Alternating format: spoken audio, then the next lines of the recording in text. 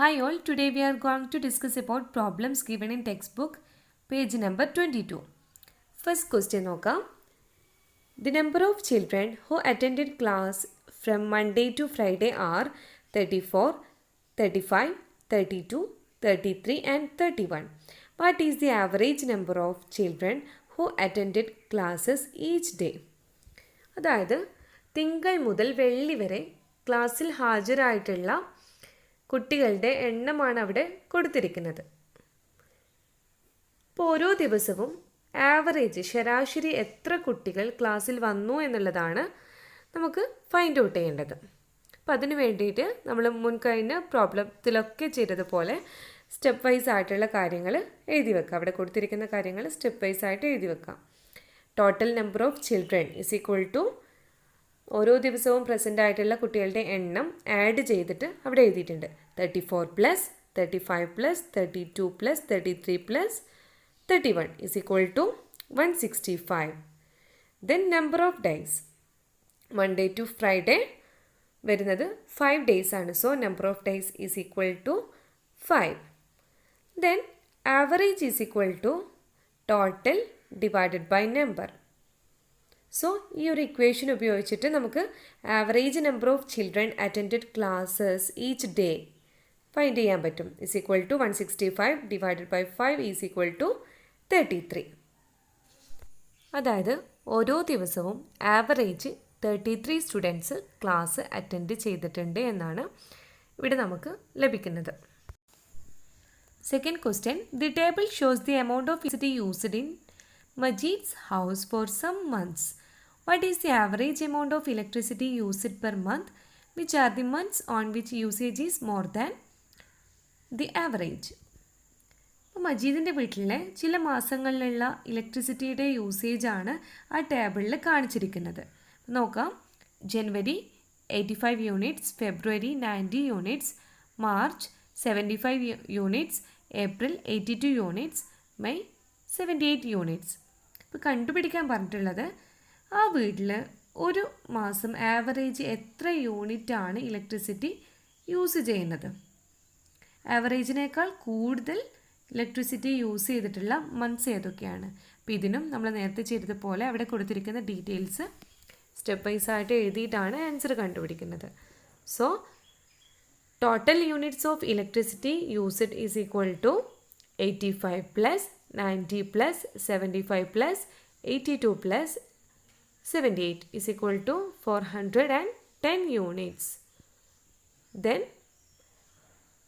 total number of months, അവിടെ 5 മാസത്തെ ഇലക്ട്രിസിറ്റിയുടെ usage ആണ് കൊടുത്തിരിക്കുന്നത്. So total number of months is equal to 5.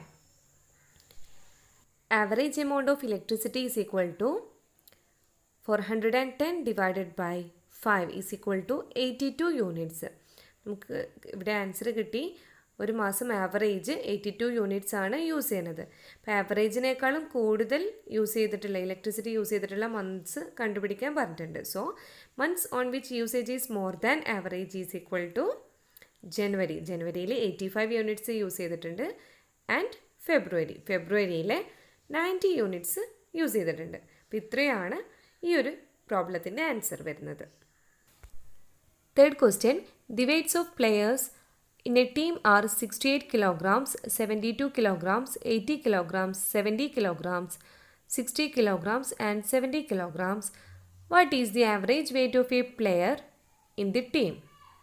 ഒരു ടീമിലുള്ള കളിക്കാരുടെ പ്ലെയേഴ്സിൻ്റെ വെയിറ്റ് ആണ് അവിടെ കൊടുത്തിരിക്കുന്നത്.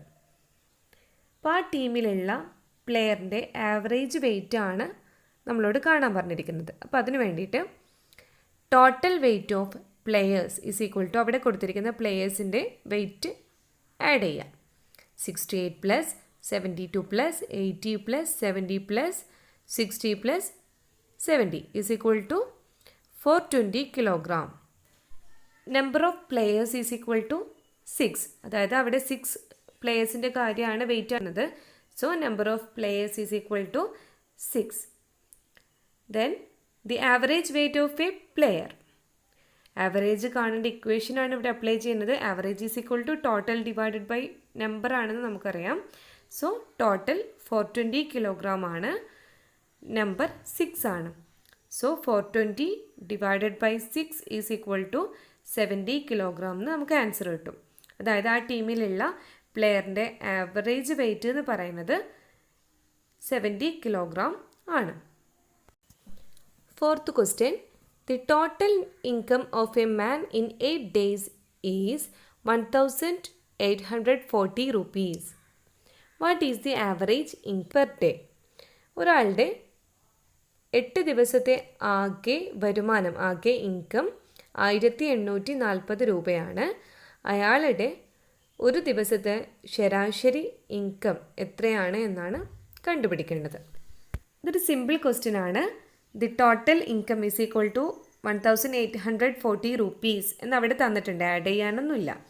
Number of days is equal 8. The average income per day കണ്ടുപിടിക്കാൻ വേണ്ടിയിട്ട് the total income divided by number of days. 1840 divided by 8 is equal to 230 rupees. അതായത് അയാൾക്ക് average ഒരു ദിവസം ലഭിച്ചത് 230 രൂപയാണ്. ദെൻ നമുക്ക് നെക്സ്റ്റ് പ്രോബ്ലത്തിലേക്ക് പോവാം. വിച്ച് ഈസ് ബെറ്റർ എന്ന തലക്കെട്ടിന് താഴെയുള്ള ഒരു ക്വസ്റ്റ്യൻ നോക്കാം. Ouseph and Abu grow different types of coconut trees. Ouseph has 20 trees and Abu has 18. See how many coconuts each got last year. ഔസേബിനും അബുവിനും വ്യത്യസ്ത ഇനത്തിലുള്ള കോക്കനട്ട് ട്രീസാണ് ഉള്ളത്. ഔസേബിന് 20 തെങ്ങുകളും അബുവിന് 18 തെങ്ങുകളാണ് ഉള്ളത്.